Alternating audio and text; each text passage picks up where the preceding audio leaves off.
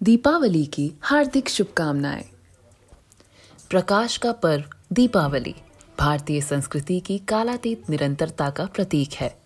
5 दिनों तक चलने वाला यह पर्व सतयुग, त्रेता और द्वापर युग की घटनाओं से प्रेरित है।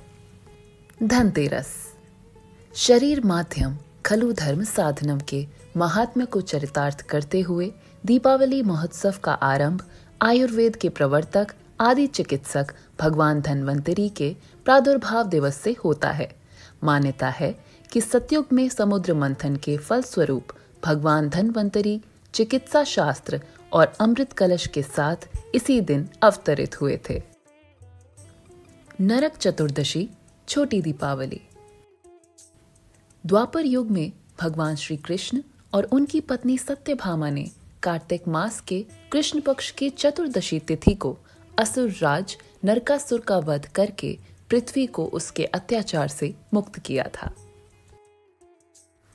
दीपावली सतयुग में माता लक्ष्मी का अवतरण समुद्र मंथन के फलस्वरूप हुआ था। मान्यता है कि माता लक्ष्मी इस दिन अपने मानस पुत्र श्री गणेश के साथ पृथ्वी भ्रमण करती हैं। त्रेता युग में रावण वध के पश्चात प्रभु श्री राम का अयोध्या आगमन इसी दिन कार्तिक अमावस्या को हुआ था। उनके आगमन की प्रसन्नता को अयोध्या वासियों की भांति आज भी लोग दीपमाला करके अभिव्यक्त करते हैं।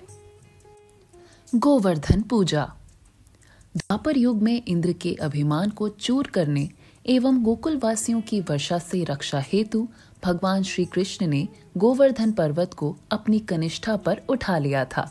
भगवान की भक्त वत्सलता को स्मरण करते हुए स्वयं को प्रभु को समर्पित करने की प्रेरणा दिवस के रूप में इस दिन को मनाते हैं।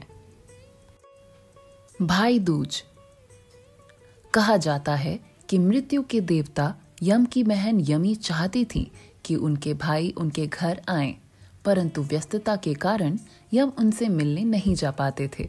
जब यमराज आखिरकार उनसे मिलने गए तो यमी ने उनका बड़ा स्वागत सत्कार किया। उन्होंने भाई के आने की खुशी में मिठाई बांटी और भाई का टीका किया।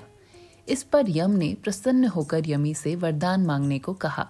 यमी ने बहनों के लिए एक दिन मांगा, जिस दिन भाई हर वर्ष बहनों के घर आया करेंगे। इसी दिन भगवान श्री कृष्ण नरकासुर वध के पश्चात अपनी बहन सुभद्रा के पास गए थे। सुभद्रा ने उनके माथे पर तिलक लगाया और आरती की।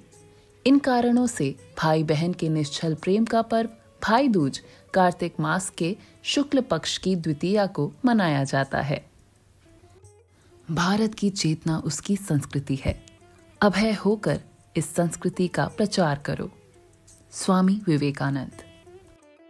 धर्म क्षेत्र आपकी आध्यात्मिक यात्रा में आपके सहयोगी